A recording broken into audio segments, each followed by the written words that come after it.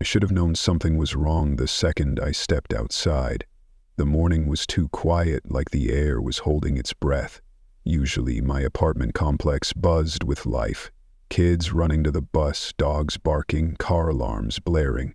But that day, all I heard was the wind scraping leaves down the cracked sidewalk. It was the kind of silence that makes your skin itch. I told myself I was being paranoid. I did what I always did. Coffee from the corner bodega, earbuds in, podcast humming about celebrity divorces. The guy behind the counter, Raj, smiled at me, but his eyes looked swollen, almost red. He coughed into his elbow and handed me change with a hand that shook a little too much. I forced a smile back. It felt fake. I wanted to ask if he was okay, but that's not really how people act here in Jersey. Unless you know them well, you keep it moving. I stepped outside with my coffee, holding the cup tighter than usual, and tried not to think about it. Down the block, a military van idled at the curb. You don't see that every day, not even in our neighborhood. Two soldiers leaned against the hood, staring at their phones. They looked bored. I figured maybe it was some anti-terrorism thing, or the mayor doing a photo op, but when I passed by later, the van was still there. And still there that night. Engine running, no one moving inside.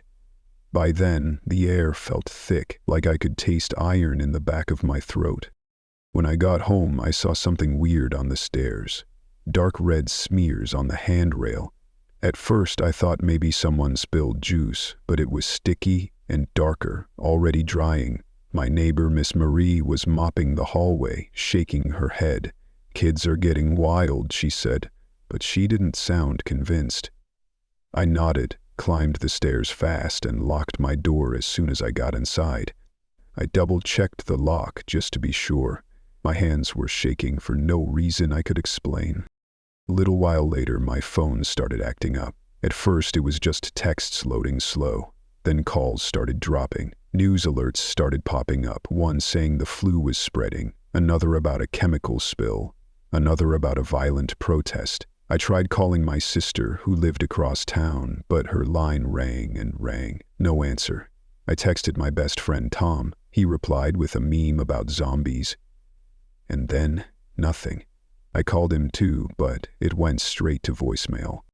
By sunset, the news was full of contradictions. One anchor said it was just panic. Another flashed "stay indoors" in all caps with a list of emergency numbers that didn't work. On Twitter, people posted videos of guys fighting in grocery stores and photos of military convoys outside schools. My group chat was a mess. Some people joked, others swore something real was happening. No one could agree. I spent that night at my window, watching shadows move between the streetlights. It felt like everyone was waiting for something. I tried to laugh at myself, but even the laughter sounded strange in my empty apartment. I thought about going to Tom's place, or maybe even my sister's, but I couldn't shake the feeling that it was safer inside. My mom always said you're better off locking your door when things get weird. Around midnight, I heard a scream from somewhere downstairs. I froze. Not the usual argument or party gone wrong. It was the kind of scream that made you want to hide. I grabbed a baseball bat from under my bed and crept to the door. I looked through the peephole. Nothing. But the hall felt wrong. Too quiet, except for the soft thud of someone running down the stairs. I didn't open the door. I barely slept. Every time I closed my eyes, I saw Roz's red-rimmed eyes, or the blood on the rail. I heard that scream again and again. In the middle of the night, I taped cardboard over my window and shoved the couch in front of the door. I told myself I was overreacting, but when morning finally came, I still kept the bat next to me. I didn't know it yet, but that was the last normal night I'd ever have. When the sun finally dragged itself up, the world outside my window looked the same, but I felt different. It was like my brain was playing tricks on me, making every little noise sound like trouble. I kept the couch wedged against the door and let myself peek through the blinds. I counted 3 people out front, none of them neighbors. One just stood at the crosswalk, head tilted, arms stiff. Another shuffled down the sidewalk, dragging something I couldn't see. Their clothes were all ripped, dirty, and for a second I thought maybe they were drunk or high. But then the guy at the crosswalk twisted his neck too far to the left, and I almost dropped my phone. That wasn't normal, not even close. I tried to call Tom again, but my phone was nothing but a spinning wheel and static. No bars. I checked every social feed. No updates. Every group chat was just people screaming in all caps or posting blurry videos, faces smashed against windows, doors getting kicked in. The news was a joke. One channel said viral hysteria, the next flashed shelter in place in red. Nobody knew what was real. I gave up and ate dry cereal, half watching the hallway, half waiting for my sister's name to pop up on my phone. Around 10, I heard footsteps in the hallway, slow, scraping, like someone dragging a bag behind them. I grabbed my bat and went to the door. I peeked through the peephole. My neighbor, Mr. Martinez, was out there. He worked nights at the airport, always had this big, loud laugh, used to slip me beers when I watched his cat. Today, he looked ruined. His shirt was shredded, and there was blood down his chin. I whispered his name, but he didn't answer. He just kept bumping into the wall, banging his head against it, leaving streaks of red. I watched for what felt like forever. Finally, he turned and stared right at my door. His eyes looked wrong, milky, vacant. I didn't breathe. I waited until he stumbled away. Then I bolted the deadlock and backed away, shaking. Something snapped in me. I needed to get out. I stuffed a backpack with water bottles, jerky, a hoodie, a first aid kit I barely knew how to use, and all the cash I had. I called my sister one more time. Still nothing. I started writing a note. Going to Tom's. If you see this, text me. But I couldn't open the door. I just stood there, sweating, with my heart pounding so loud I thought it would give me away. That's when I heard it. A crash on the floor below, a moan, deep and broken, not even human. Then footsteps, fast, pounding up the stairs. I pressed my ear to the door and heard someone yelling, Miss Marie, cursing and screaming. I almost opened up, almost let her in, but then something slammed into my door so hard the whole frame rattled. I could hear nails scratching, fists pounding. Marie screamed again, this time closer, her voice choking off in the middle. Something heavy thumped the wall, and then it went silent. I slid down to the floor, clutching the bat, and I realized this was it.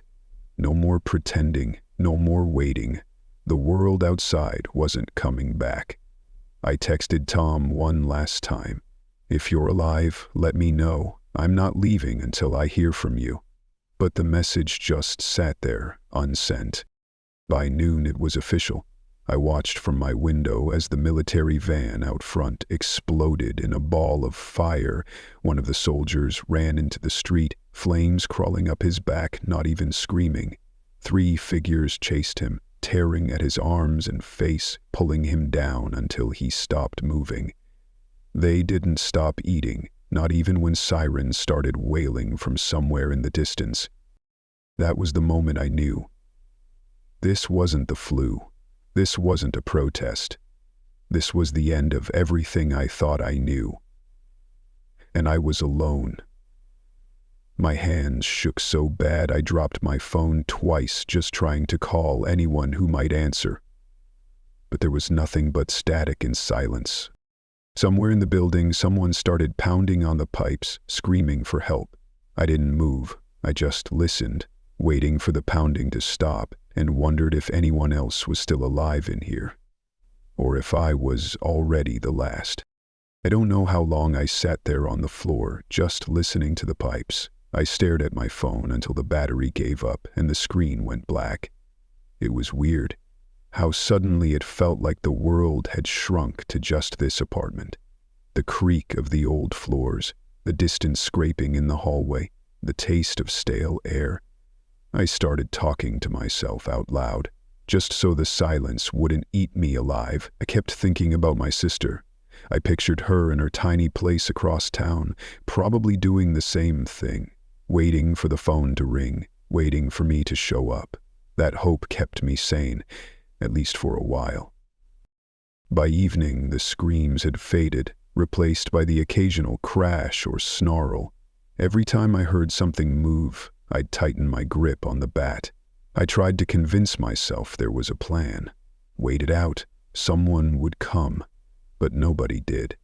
I watched as the sun went down and the streetlights flickered on, painting the broken sidewalk with shadows that didn't move like they should. I got hungry. Stupid, normal hungry. I risked leaving my barricade to scrounge food from the fridge. Half a sandwich, a can of beans, nothing else. I heard scratching outside the door, but I stayed quiet and waited until it passed.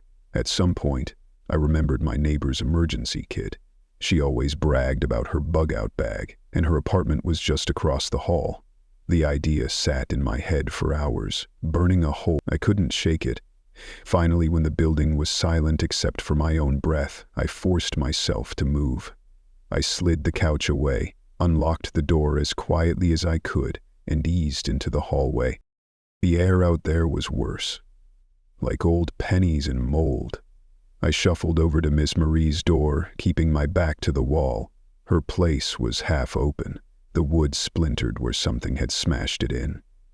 I pushed inside, whispering her name, but the only answer was the sound of glass crunching under my shoes. The apartment was trashed.